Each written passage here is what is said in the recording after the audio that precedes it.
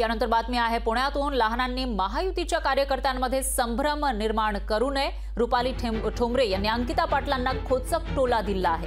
तर अंकिता पाटलांनी महायुतीमध्ये मिठाचा खडा टाकू नये असा सल्ला सुद्धा रुपाली पाटील ठोंबरे यांनी अंकिता पाटलांना दिला आहे।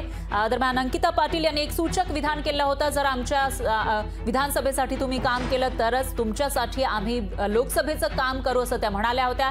त्यावरून आता राष्ट्रवादी अजित पवार गटाच्या रुपाली पाटील ठोंबरे यांनी हा सल्ला दिल्याचं पाहायला मिळतं। दरम्यान इंदापूर विधानसभेची जागा सोडली तरच बारामती लोकसभेचा प्रचार करू असं अंकिता पाटील यांनी म्हटलेलं होतं। त्यावरून रुपाली ठोंबरेंनी जोरदार हल्लाबोल केलाय।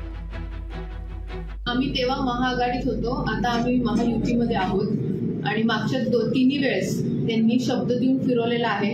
त्यांनी आमची फसवणूक केलेली आहे, आमच्या पाठीत खंजीर खूप असलेला आहे। त्यामुळे ह्या वेळेस जसं मी सांगितलं, उमेदवार जे कोणी असतील, जे कोणी जाहीर होईल, आमचं विधानसभेला ते काम करणार असतील तर आम्ही त्यांचं लोकसभेला काम करू, की आम्ही आधी आमचं बांधून घेणार आहे। आधी ते जर आमचा विधानसभेला प्रचार करणार असतील तर आम्ही त्यांचा लोकसभेचा प्रचार करायचा विचार करू।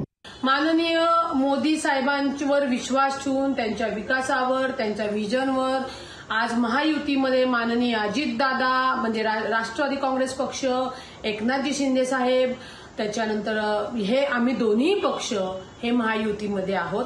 त्याच्यामुळे महायुती जो उमेदवार देणार त्यांचं 1000% काम महायुतीचे पदाधिकारी कार्यकर्ते हे करणारच।